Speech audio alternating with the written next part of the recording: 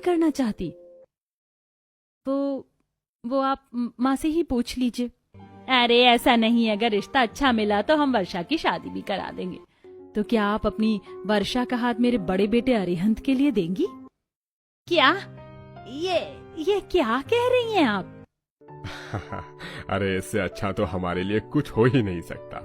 लेकिन हम एक ही घर में अपनी दोनों बेटियों को नहीं ब्याह सकते हैं। अरे क्यों मेरे वर्षा के जीवन का काल बन रही हो? नहीं, वर्षा मेरी सगी बेटी के ससुराल नहीं ब्याह सकती। अरे कहाँ मेरी सगी बेटी और कहाँ वो सौतेली। मैं वर्षा को उस घर में नहीं जाने दूंगी।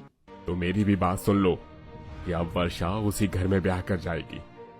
वर्षा बेटा, तुम्हें तो इस शादी से कोई एतराज नहीं है ना?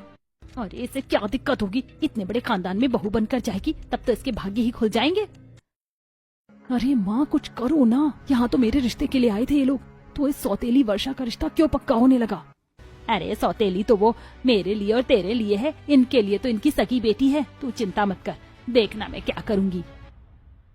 नहीं बाबूजी, मुझे इस रिश्ते से कोई परेशानी नहीं है।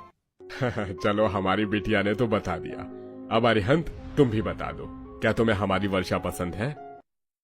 हाँ, मुझे वर्षा बहुत पसंद है। अरे वाह, हम आए तो थे एक बेटे का रिश्ता तय करने, लेकिन हो गया दोनों बेटों का रिश्ता। अरे हमें इतनी अच्छी बहुएं मिल रही हैं, इतनी सुंदर, इतनी संस्कारी, भला हम इन्हें कैसे मना करते। जयप्रकाश और बैजंती देवी अपने दोनों बेटों का रिश्ता पक्का करके वहाँ से रवाना हो जाते हैं। देखो तो माँ, कैसे खुश हो रही है तुम्हारी सौतेली बेटी। खबरदार, जो इसे मेरी बेटी कहा तो सौतेली ही सही, लेकिन इसको मैं अपनी बेटी नहीं मानती, क्योंकि ये मेरी सौतेली बेटी भी नहीं हो सकती। अरे कहाँ हम और कहाँ ये, जरा इसके कपड़े तो देखो, लगता है कि ये इस घर की बेटी होगी। चाहे जो हो, मेरी सौतेली बहन की किस्मत तो बहुत अच्छी है, जो इसे मेरे ससुराल जाने का मौका मिलेगा। सच में पता नहीं कौन सी किस्मत लिखवा के पैदा हुई थी।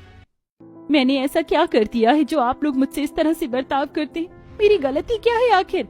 वाह, आज तेरी जुबान भी खुल गई। बड़े घर में रिश्ता क्या हो गया तो अभी से ही रंग दिखाने लगी। नहीं माँ, आप गलत समझ रही हैं। तो अब मैं गलत भी हो गई? अरे मेरे ही घर में खड़ी रहकर तू मुझे गलत कहेगी, तेरी ये जरूरत? माफ करिएगा माँ, लेकिन आप जिस घर में खड़ी हैं उस घर में मेरा भी हक है। आप मुझे अपनी बेटी का दर्जा दें या ना दें, लेकिन मैंने आपको अपनी माँ माना है, क्योंकि मेरे बाबूजी आपको इस घर में अपनी पत्नी का दर्जा देकर लाए थे।